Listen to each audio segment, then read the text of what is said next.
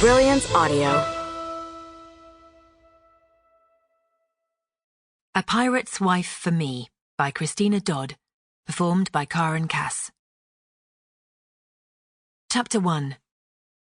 Poole, Dorset, England, 1843.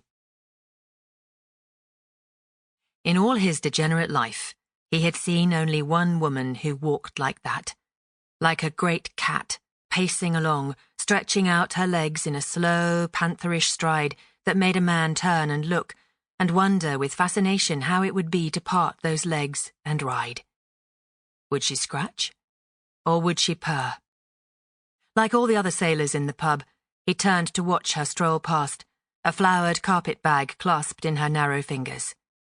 He saw the auburn hair tucked tightly into a chignon, the tall, lithe figure with its tiny waist and high breasts, and the green, lucid eyes which wavered neither right nor left, but gazed directly at Cleary, the pub owner. And he knew she would scratch. And purr. What in the hell was Miss Caitlin MacLean doing at night in the roughest dive on the Poole docks?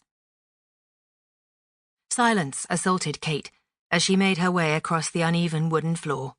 She ignored the aggressive masculine stares. She was used to attention.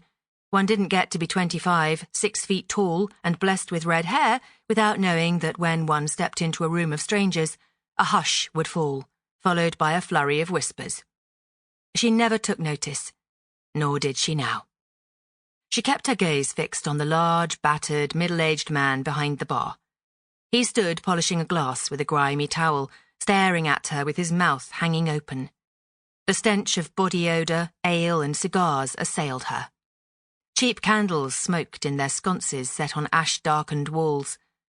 Placing her hands on the battered plank that was the bar, she leaned forward and in a low tone asked, "Are you Mr. Cleary?" His piggy eyes narrowed. He examined her from top to toe. "Aye, that I am." He bent toward her until his bulbous, red-veined nose almost met hers. "Who the hell are ye?" She'd found him. She adjusted the heavy travelling bag in her grip. "I am Miss Kate MacLean, and I am to rent a room for the night." He rocked back on his heels. "No." Startled, she blinked at him. "No?" "Get out of here. I don't keep doxies in my pub." She couldn't help it. She laughed. "Don't be ridiculous, my good man.